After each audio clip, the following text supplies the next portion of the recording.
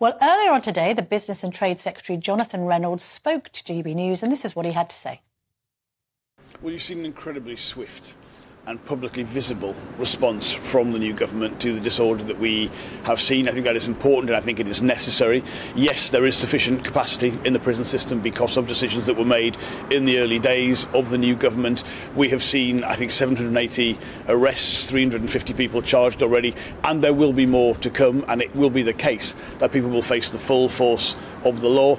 I think it's important that the public see not just a judicial system that's working well, but effective public services again in Britain. Can you guarantee that rioters won't be released early under the overcrowding release scheme? No, I understand that they won't be, but because of those difficult decisions that were made by new ministers in the new government to make sure there is sufficient capacity moving on from the disastrous state that we inherited, it's because of those decisions there is capacity in the system to deal with this disorder.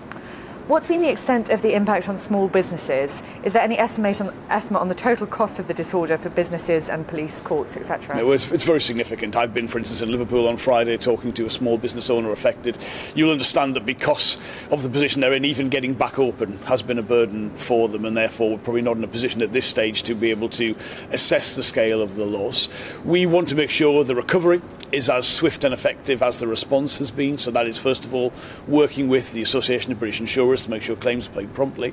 And then where businesses are underinsured or they're not insured, making sure they're aware there is still potentially support available to them under the terms of the Riot Compensation Act. A lot of people not aware of that, but making sure, first of all, the small businesses are getting the support that they need, but also that the message goes out that if the public care about these businesses, recognise, as I do, they're at the heart of local communities, the public needs to get out there and support them, and that's my message to them as well today. If you care about these brilliant local businesses that are at the heart of your community, please give them your support in the days and weeks ahead. That was Jonathan Reynolds, the Business Secretary there. John Redwood, what do you make of the government's handling of these riots and Keir Starmer obviously trying to be tough on law and order, but not having really addressed some of the causes for this unrest? Well, I think the government was right to see that this was wicked criminal damage and that there needed to be a strong response. And I understand why they didn't want to muddle that with other issues. But obviously, going forward, assuming they're now on top of this, we need to go back to a rational conversation about how you have growth in the economy, how you have more settled communities and so forth. Do you think it's been largely about immigration, or are there other cost of living factors in consideration here? Is it that some white working class people, particularly in northern towns, feel left behind, do you think?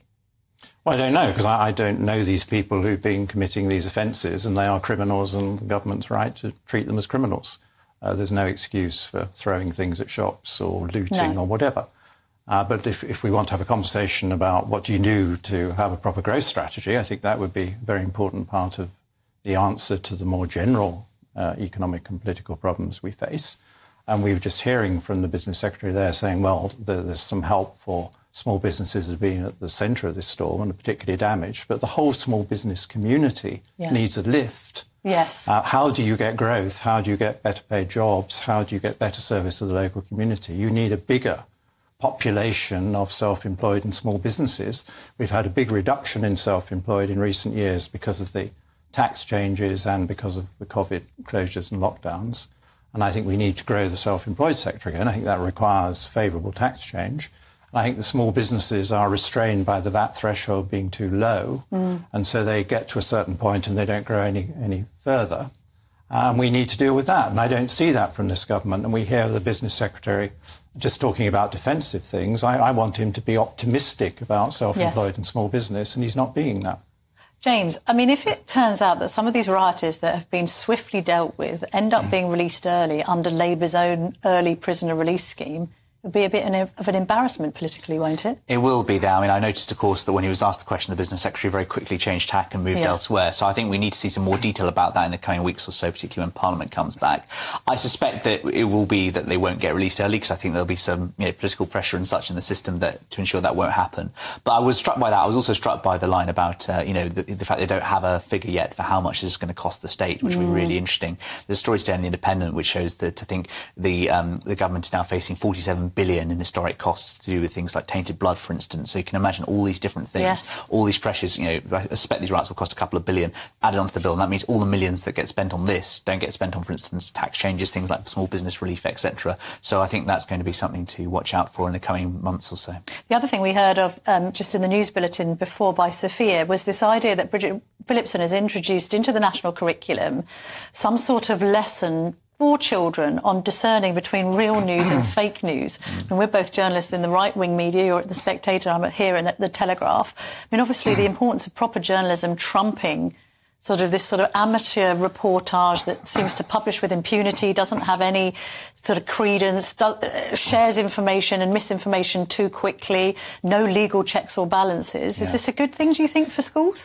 No, I don't think so, because I think that the thing is actually Labour have got this all mixed up, which is actually you need critical thinking, and therefore you produce the right outcomes. Having people who are independent thinkers, able to kind of analyse what they're being told, talk about the provenance, that's the way to approach this. I think they've got this the wrong way around, which is they want to come to it, they want to have these model people, but it's actually only the thinking through and the kind of interrogation of sourcing is what actually produces this. And my concern is the teachers, of course, who've now got to teach the academic curriculum, as well as things like sexual harassment, Andrew Tate lessons, for instance. We've had discussion. It's great to prescribe all these things, but I worry for the teachers on the ground who are going to have to teach all these things through.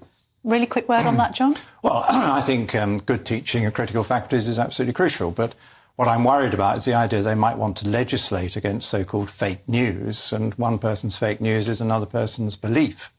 And governments are pretty good at sending out fake news, and they might fall foul of their own law if they're particularly clumsy.